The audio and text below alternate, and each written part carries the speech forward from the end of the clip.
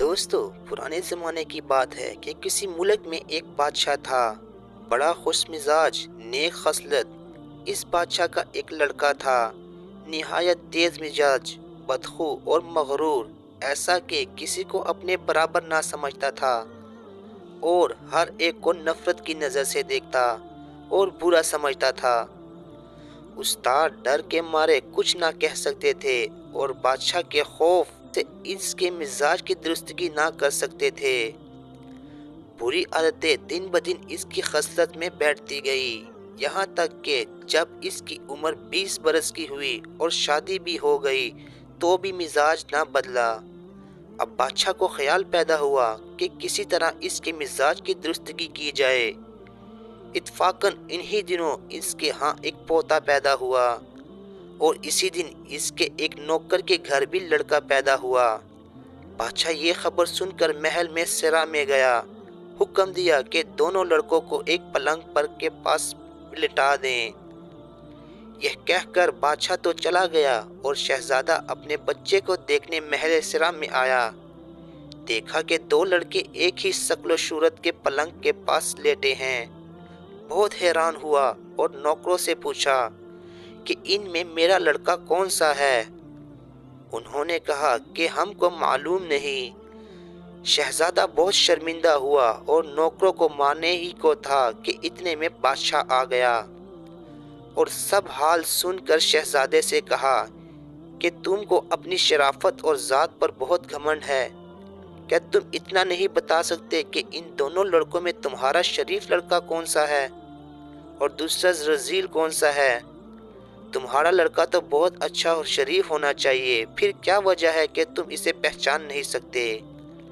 ये कहकर बादशाह ने पोते को गोद में उठा लिया और कहा, लो मैं तुम्हें बताता हूँ, तुम्हारा लड़का ये है।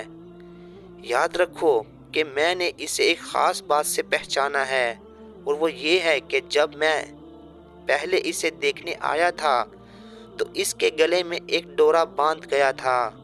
अगर वो डोरा ना होता तो मैं बहुत हरगिज़ ना पहचान सकता। अब तुमने ये देख लिया कि खुदा के हाथ से ना कोई शरीफ आता है ना रजील, सब एक से आते हैं। हाँ, शक्लें ज़रूर अलग अलग होती हैं, मगर इसमें भी अदना आला गरीब अमीर का कुछ फ़र्क नहीं।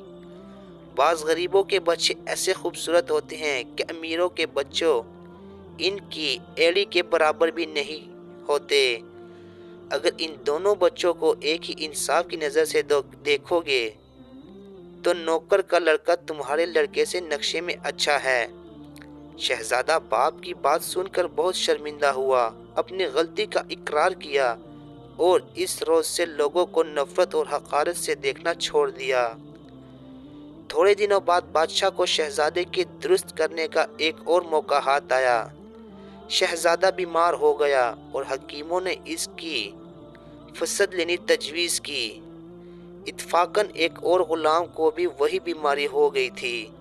बादशाह ने इसको बुलवाया और हुक्म दिया कि दोनों फसदे खोलो और एक प्याले में शहजादे का खून लो और दूसरे में गुलाम का।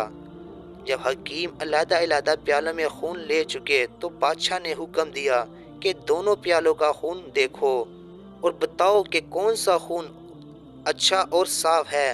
हकीमों ने दोनों का खून अच्छी तरह देखभाल कर कहा, हजूर, गुलाम का खून ज़्यादा अच्छा और ज़्यादा साफ है।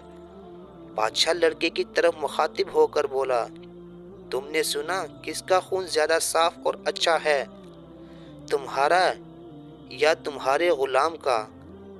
लड़के ने शर्मिंदगी से जवाब दिया कि बेशक गुलाम का खून ज़्यादा साफ और अच्छा है। बादशाह ने कहा कि इसी वजह से कि इसकी वजह भी जानते हो?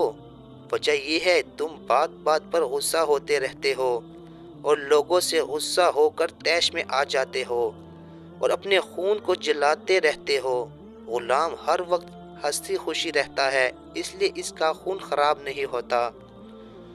दूसरे ये बात है कि तुम अपने इस किस्म की मिजाज के सबब उम्दा से उम्दा खाने, लिबासों और सामानों को भी देखकर खुश नहीं हुए, इसलिए तुमको कभी खुशी हासिल ही नहीं हुई।